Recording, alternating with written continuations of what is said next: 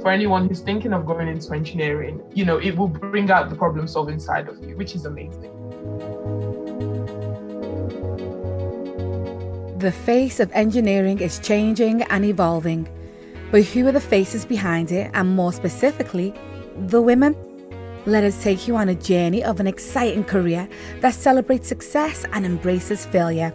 I'm your host, Ngunan Adamu, and together with The Common Room, we bring you the face of engineering. Today, I'm in conversation with Halimatu Abubakar. My name is Halimatu Abubakar, and I work for Collins Aerospace as a support engineer for the actuations aftermarket engineering team, and I absolutely love my role. I recently came off the Team Operations Leadership Graduate Scheme, and that was a 3-year-long program to really get leadership skills and various things like that. So currently enjoying my role. So was you always attracted to engineering? So I'd say yes, definitely. So I've always had a passion for engineering from a very young age. From primary school, I loved my maths subjects, very, very simple things at primary school. And then that developed even more when I went to high school. I had really amazing maths teachers and a chemistry teacher who really pushed my knowledge at the time. And I think from there, I really began to see the world differently and was very keen to almost be a problem solver, really. And I think that's what engineering is about, creating, having the vision and almost problem solving day-to-day things that are happening. And here I am doing engineering. So you mentioned about your passion for engineering, but can you remember what it was that you saw or that really said to you, this is where I want to be?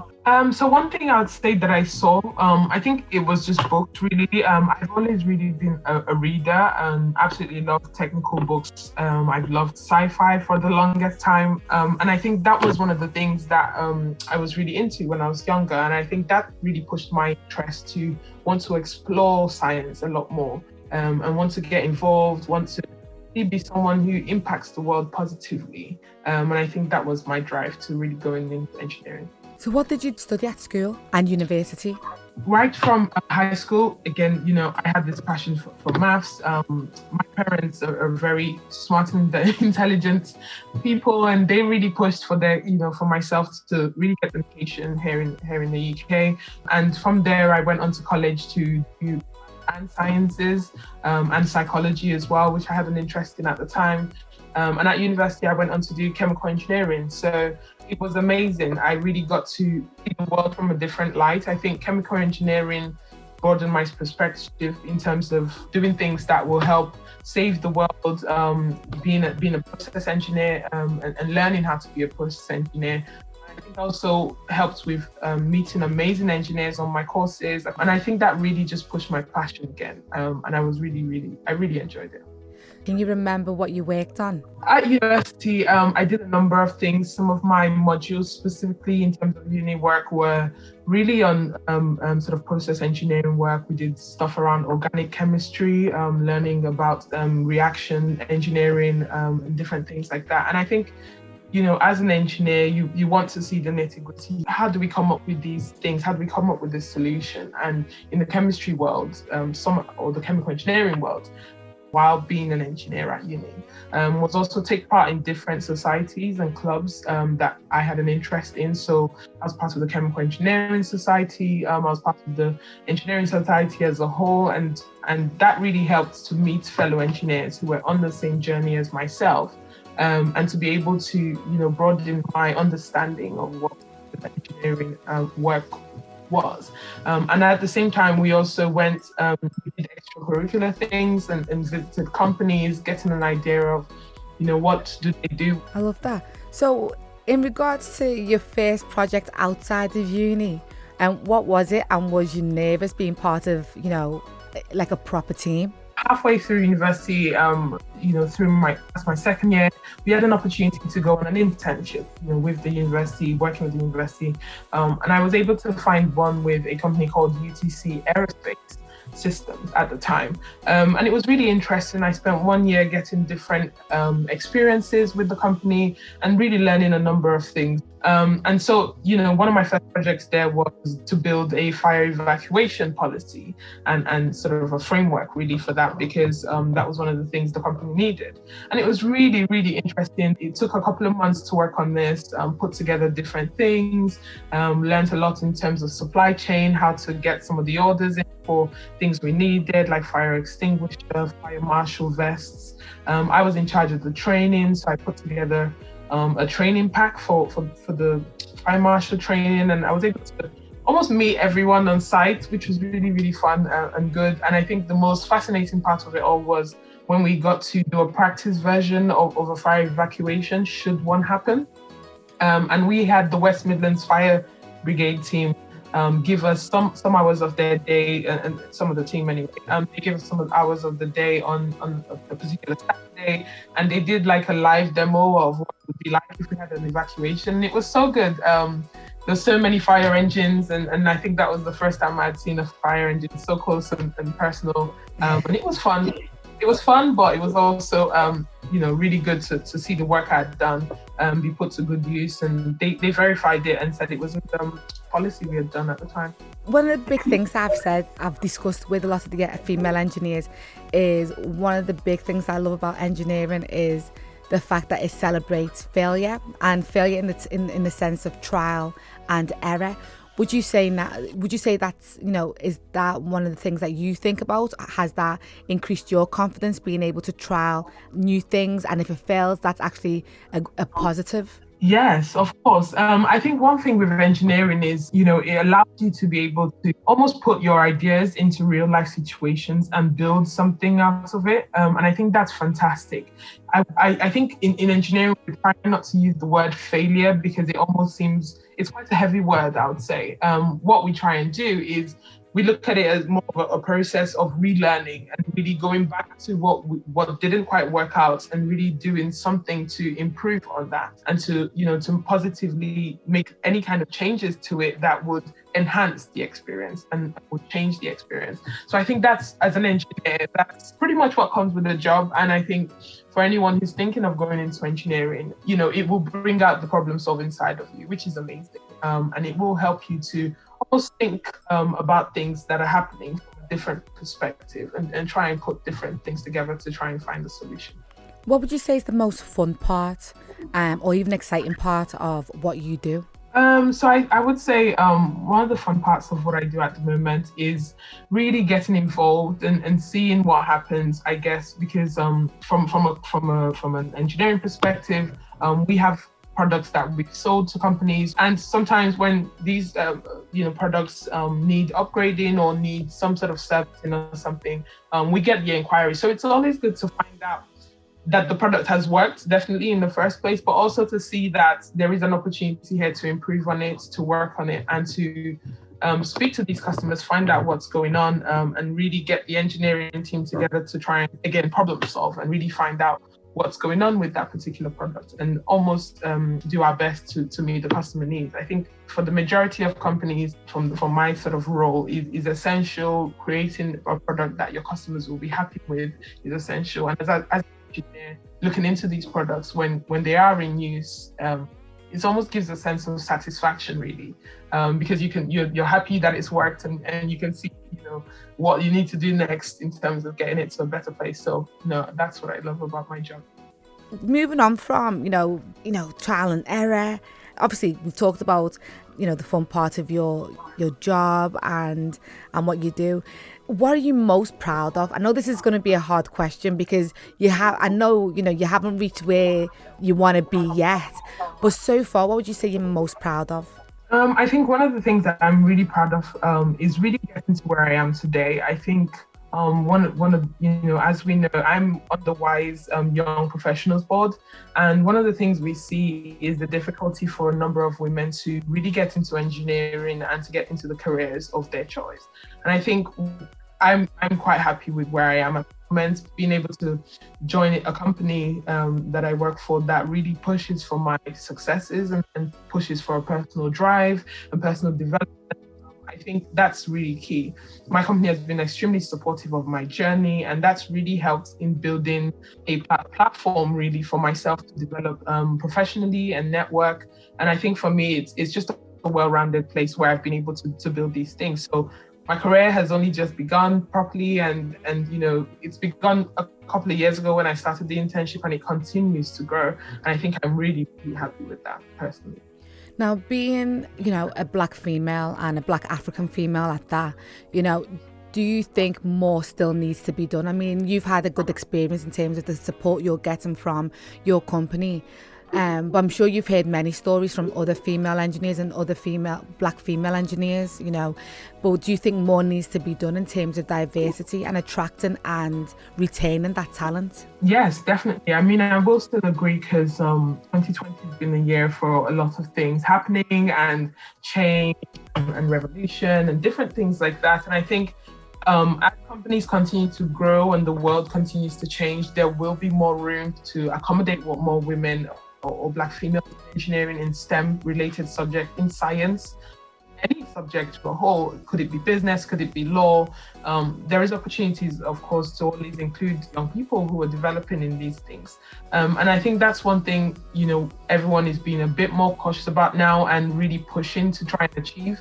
And I definitely think people like myself want to do that, is to become a role model really for a lot of young people in high school, college, who are looking up for people that, they can sort of envision that are very similar to themselves, have a similar, upbringing or background, and they can see as people who really are in positions they look up to or they want to be in as well. And I think that's one thing I'm passionate about doing and really want to get involved with doing. So that moves nicely onto your Collins Aerospace graduate program. Can you tell us a little bit more about that?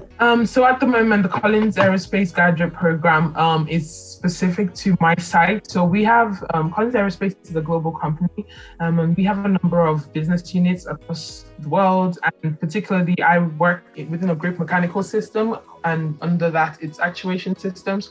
And particularly, our site in Wolverhampton has its own graduate scheme, which helps to bring in young people from different areas of the UK within, and to really help us to develop and train professionally, and to get an understanding of the world of engineering as a whole, and also of operations as well.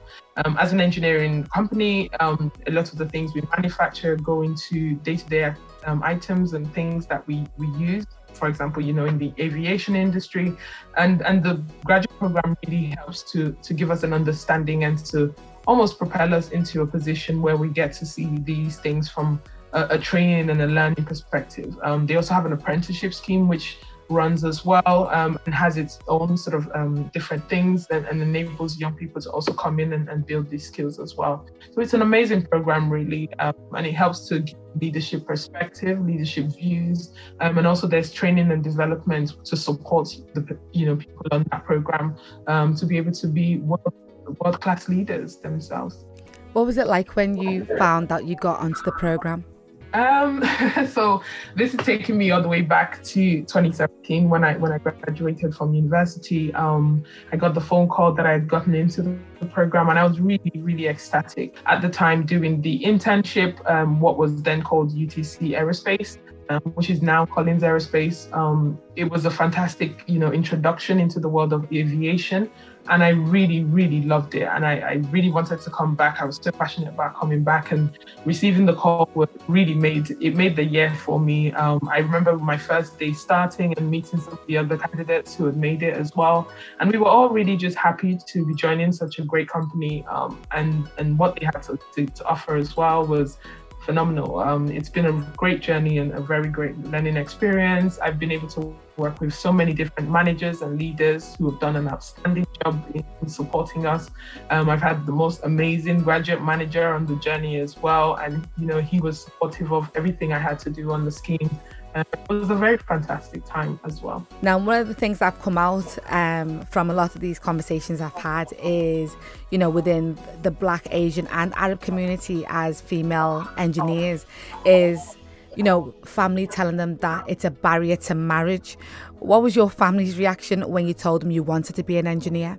So for my family and sort of my parents specifically, they've always really championed for us to be great individuals within ourselves and to almost go to school and and push for excellence and achievements. Really, I'm a Nigerian, and my mom and dad are both Nigerians as well, and they've always instilled within us the essence and the values within getting the next education. I don't think, for me, it's never been a barrier to whatever I wanted to do. They were always supportive of the journey. My younger siblings, one of my brothers is a doctor, and the other ones are in university training. So we've all had it instilled in us to really become great and to pick what we want to be. And I think one of the things that I've seen while growing up is finding a partner, who in your journey, who wants to be supportive is essential and key. And I think when you meet the right person or people who support that,